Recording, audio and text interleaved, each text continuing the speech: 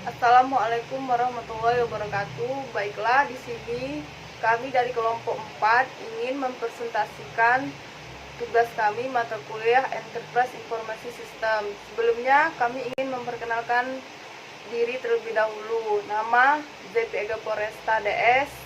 Dan saya Elsa Oktaviana. Saya Nur Ahmad Afandi.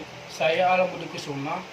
Di sini kami ingin menjelaskan tentang proposal Enterprise Informasi Sistem mengenai pengelola aplikasi penjualan karangan bunga di toko Floris.id. Bab 1 pendahuluan. 1.1 Proses bisnis.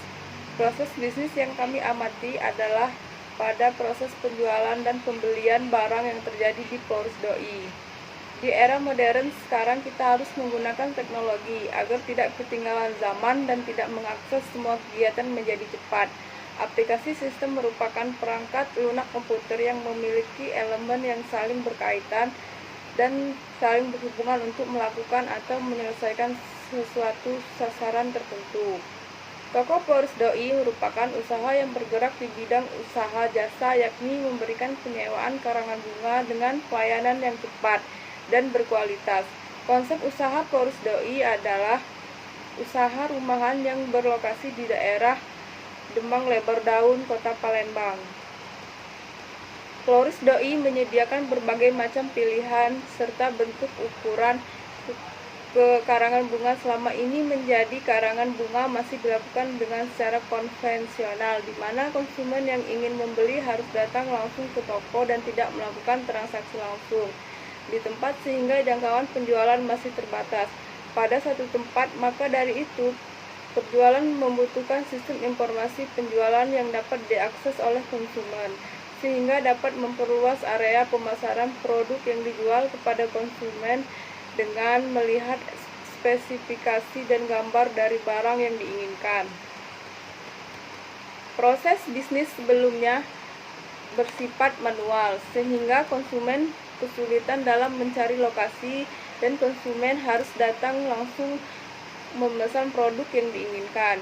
Sistem baru dalam proses bisnis Floris.id yaitu memudahkan konsumen untuk memesan produk sesuai tema desain karangan bunga mengenai untuk acara apa karangan bunga yang dipesan. Selanjutnya yang akan dibuat berupa nama yang akan dituju dan nama si pengirim serta memberikan alamat yang akan disetujui dan menjelaskan mengenai jangka waktu penyewaan karangan bunga setelah disepakati mengenai hal tersebut.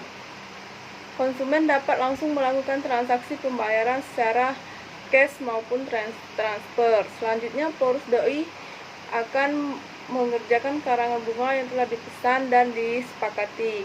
Pengerjaan telah selesai, maka Floris.id langsung mengantar karangan bunga ke tempat yang dituju. Karangan bunga telah diantar ke tempat yang dituju dan sudah ditampilkan. Pihak Floris.id akan memberikan bukti berupa foto bahwa karangan bunga telah sampai di tempat yang dituju. Setelah masa penyewaan telah berakhir, Floris.id akan mengambil karangan bunganya kembali dari tempat yang dituju, seperti gambar berikut. 1.2 Identifikasi masalah. Sistem apa penjualan karangan bunga ini masih menggunakan sistem manual. Di sini kami akan membuat sistem baru tentang penjualan karangan bunga di toko Floris.id. 1. Bagaimana pengaruh kualitas produk terhadap penjualan karangan bunga di Floris.id. 2. Bagaimana mengidentifikasi konsumen dapat mengetahui lokasi tempat penjualan karang bunga tersebut. Yang ketiga, bagaimana pengaruh kualitas pelayanan terhadap penjualan karangan bunga di Floris.id. Baiklah, saya akan melanjutkan dari 1.3 yaitu tentang deskripsi sistem. Sistem ini mempermudah pelanggan dalam melakukan transaksi, pencarian, pemesanan produk, barang, atau jasa yang ditawarkan dengan mengutamakan kebutuhan yang konsumen perlukan, sehingga pelanggan dapat memesan dan melihat produk-produk apa saja yang tersedia di toko Floris.id tersebut. Kemudian kegunaan sistem. Dari kegunaan sistem yang kami rancang, yaitu pertama, pengunjung dapat melihat data barang yang tersedia pada toko florist. Kemudian pelanggan dapat memasukkan data login. Yang ketiga, ada pelanggan dapat memasukkan data pemesanan. Yang keempat, pelanggan dapat melakukan transaksi pembayaran atas pemesanan barangnya. Yang kelima, pelanggan dapat mengetahui dan melihat data pemesanannya. Dan yang keenam, pihak florist dapat memasukkan data barang. Kemudian yang ketujuh, pihak florist dapat login admin. Kemudian ada pula kemampuan dari sistem tersebut. Kemampuan sistem ini dapat meningkatkan penjualan, dapat menyajikan informasi terkait toko florist doi yang ditunjukkan kepada konsumen. Konsumen lebih mudah mengakses informasi tentang penjualan di toko florist doi tersebut. Kemudian ada target pengguna. Target pengguna yang akan menjadi pengguna dari sistem ini biasanya kalangan pemuda, pemudi, kaum milenial, orang tua. Yang dilakukan masing-masing pengguna dapat melihat produk yang kami tawarkan, membeli produk, melakukan transaksi secara cash maupun transfer di rekening florist doi tersebut. Baiklah, di sini saya akan menjelaskan bab 2 kebutuhan sistem. 2.1 yaitu kebutuhan fungsional. Adapun kebutuhan fungsional terdiri atas beberapa fungsi utama yang saling berhubungan dan mendukung satu sistem sama yang lain, yang meliputi fungsi-fungsi sebagai berikut. Nah, yang pertama yakni sistem dapat melakukan transaksi pembelian, pemasaran serta penjualan. Yang kedua yakni input barang yang akan dijual, meliputi nama produk, jumlah, stok, dan harga. Dan yang ketiga yakni pendaftaran untuk user yang ingin menggunakan fasilitas sistem. Yang keempat yaitu pembelian barang dari user individu atau customer. Dan yang kelima yakni menampilkan barang apa saja yang akan dibeli oleh customer. Yang keenam yaitu menghitung jumlah barang yang akan dibeli. Dan yang ketujuh dapat melakukan pendataan customer. Yang kedelapan yaitu untuk user yang ingin menggunakan fasilitas sistem. Yang kesembilan yaitu kustomisasi penawaran untuk user individu sesuai dengan minat dan kebutuhan user individu. Yang ke-10 sekaligus yang terakhir dari kebutuhan fungsional yaitu akomodasi untuk user bisnis yang menjual barang dalam jumlah yang besar. 2.2 kebutuhan non fungsional. Adapun uraian kebutuhan non fungsional dari sistem yang akan dibuat sebagai berikut.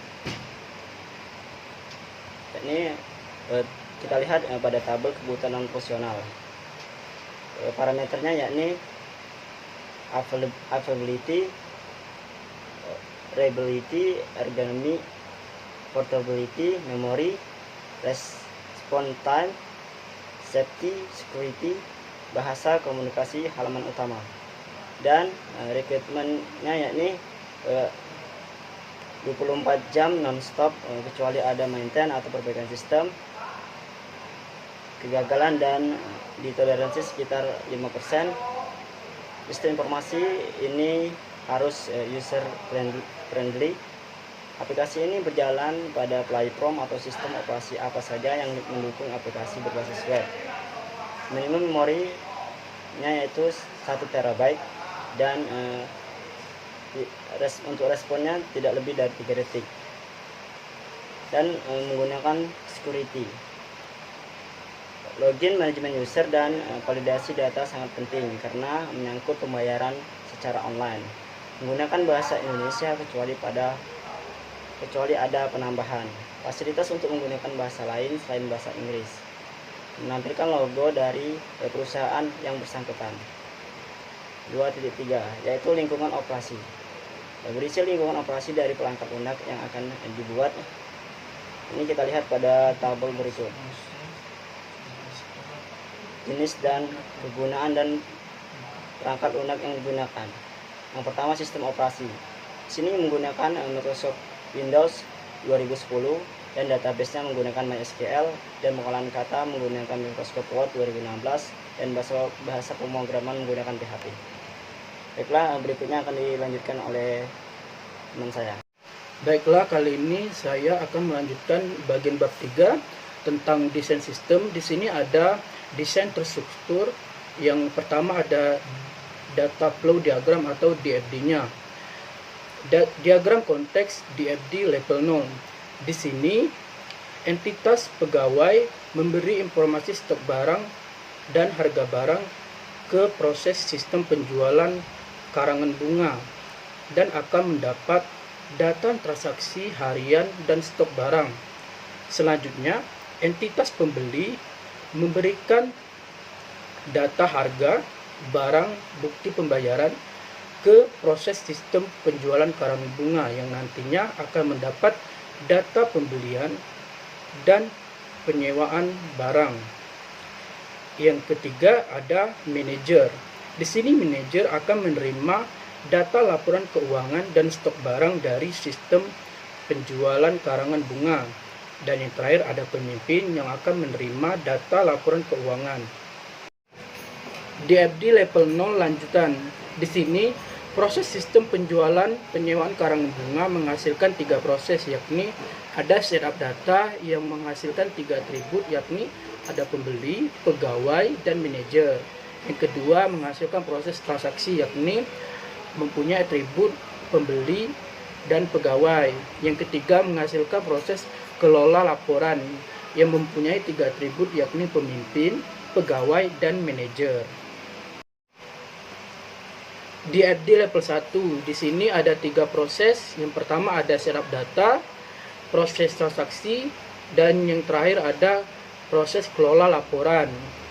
Juga ada 4 entitas. Yang pertama ada manajer, pegawai, pembeli, dan pemimpin. Kemudian ada juga 3 data store. Yang pertama ada data store persediaan barang, data store konsumen, dan yang terakhir ada data store karyawan.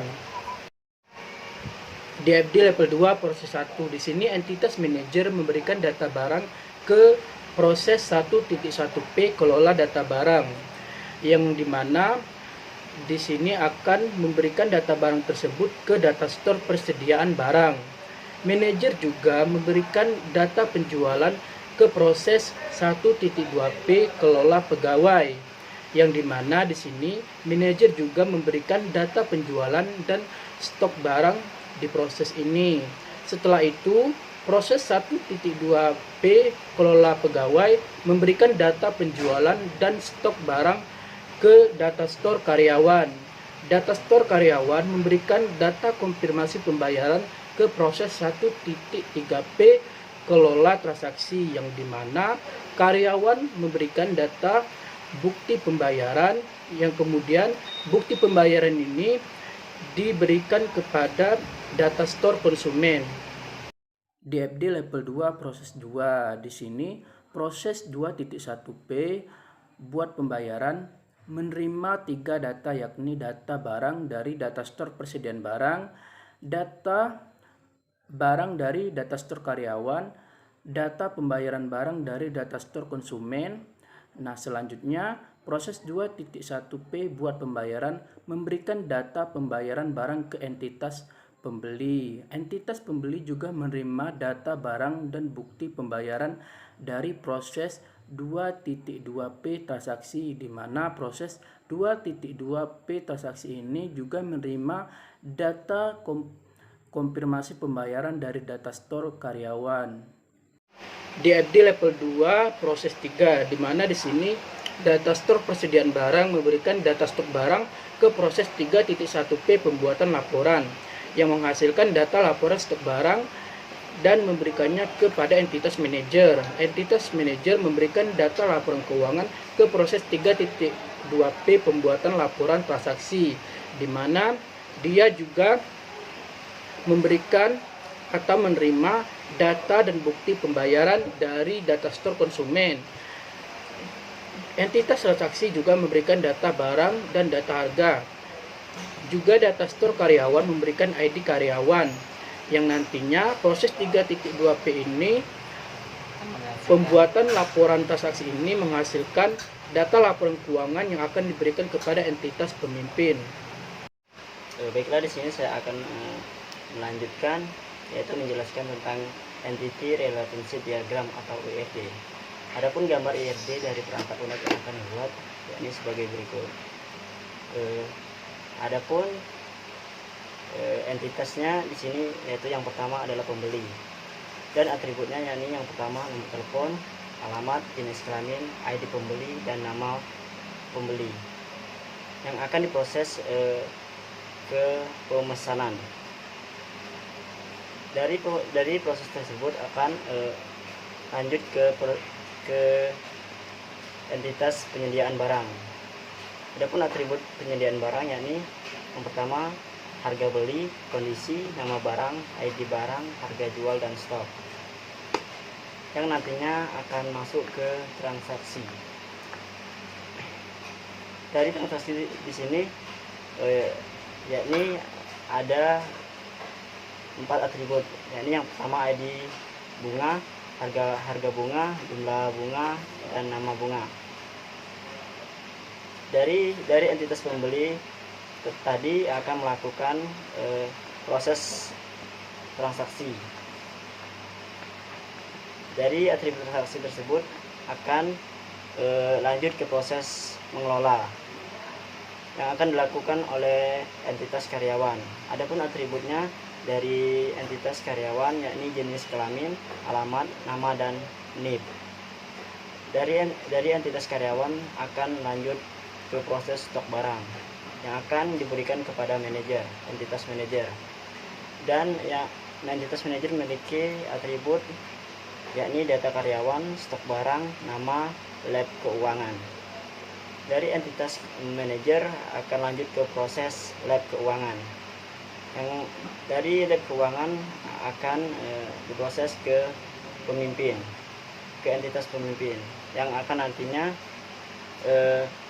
menghasilkan laporan keuangan. 3.3 yaitu desain tabel.